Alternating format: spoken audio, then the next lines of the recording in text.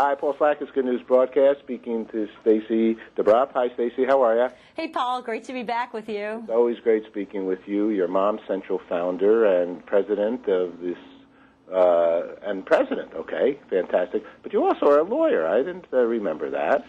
And yes, I'm an escapes lawyer. Escape That's always lawyer. an important distinction. But a founder of a public interest advising office at Harvard Law to write books on parents and spend more time with your own children and so on, right? I did.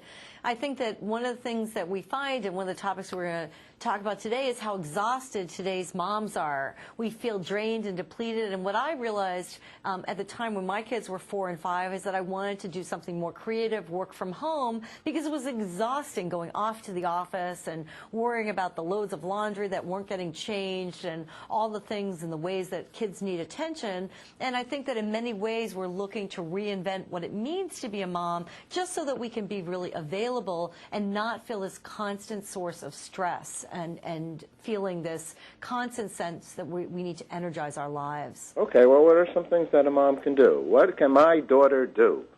All right, start For taking my notes. grandson, with my grandson. Exactly. First thing is, it turns out that citrus scents are very powerful. Whether it's a grapefruit scented candle or an orange, and this is a great project with your grandson, to put whole cloves in an orange. Kids love this activity. It sits on the kitchen counter, and it gives off this smell that is energizing, the citrus scents. Also, we need to think about what it is that we are eating and drinking during our days to contribute to energy. For example, vitamin C and the B vitamins are really powerful in jump-starting the body's natural energy. We also want to turn to more natural sources of caffeine, and that's where we see the rise in popularity of green tea, which also has antioxidants that fight off free radicals. And here's an interesting thing that I just recently learned, Paul, is that it turns out that staying hydrated is the key to staying energized. If you just have a simple dip of 5% of your body fluids, you have a 30% loss of energy. And what we're also seeing is that there are innovations that are coming to the market. For example, classic brands like Ocean Spray, which is loved by moms, has come out with a new drink called Cranergy, and it's focused on delivering this sense of energizing yourself. It's combining the vitamins with the green tea extract with powerful antioxidants such as cranberries, raspberries, and also low-cal, so that it gives us a way on the go. I like to joke sometimes we're a stay-in-the-car generation of moms, that we can stay hydrated, we can stay energized, so we don't feel this sense of stress. And it takes away from how we're experiencing, the fabric of our daily lives with kids. I'm looking at the website, because you have a lot of this right here on momcentral.com, right? I encourage everyone to come to momcentral.com. Thank you for that, Paul. And also, there are some tips on nutrition and finding out how to be more healthy in what we're drinking at oceanspray.com. Oh, okay, all righty. Now, a lot of people are becoming more and more concerned about the environmental situations, right? We do a show called The Water Hour. We've done 35 hours of programming on the subject of water. So when you speak about water, it's very important. I didn't realize that if you drop 5%, how that could really literally affect you. And you see it, we see it in action with just kids. When kids are dehydrated and they're coming off the soccer fields, they are exhausted. And that's why this hydration, that's not just for kids pouring off of, athletic events, but just in our daily lives, as all of us go about them, is to think about that hydration point. How about moms? What is a way to relax? What kinds of things can mom do, and what kinds of things can they do with their children to relax? I think that it's very important to build in some pockets of time where you have a break in the action as a mom.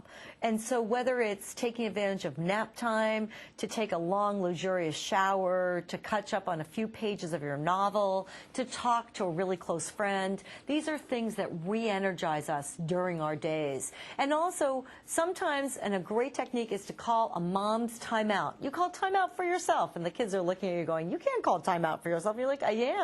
And that's the sense that I'm going to sit quietly on this chair, regroup, and you need to entertain yourself for 10 minutes. You can play right in front of me, but I am pulling a retreat. And also when it ties into things like Mother's Day, one of the most powerful gifts and things that we as moms love the most is the gift of time. It's being able to sleep in until 11:30 on a Saturday morning, or being able to go out with our close women friends and having dinner out, or getting away for the weekend. Something that really gives us this sense that we can restore, replenish our energy, so we're not running on empty. We're not running on gas fumes ourselves as moms. You know, you have some very interesting facts here. According to the National Sleep Foundation 2007 Sleep in America poll, 64% most moms report getting a good night's sleep only a few nights a week. Mm-hmm. Like that. And more than two-thirds of the moms, 68%, admit to accepting their sleeplessness is just forging ahead. Oh, yeah, that's not so good. It's compelling. Yeah, 43% of moms say that daytime sleepiness interferes with their ability and for daily activities, right? Yep.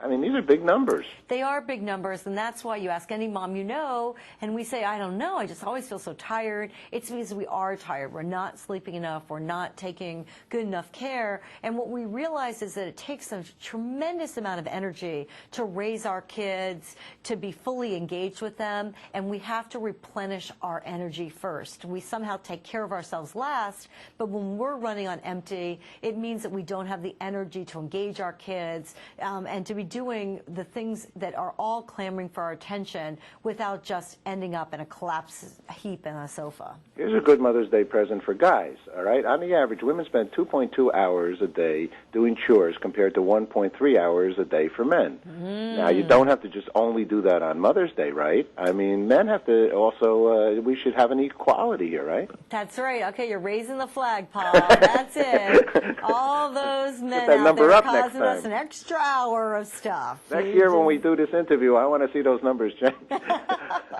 The average preschooler requires mom's attention once every 4 minutes, or 210 times a day. Oh, my God. This is it, the Good News Challenge.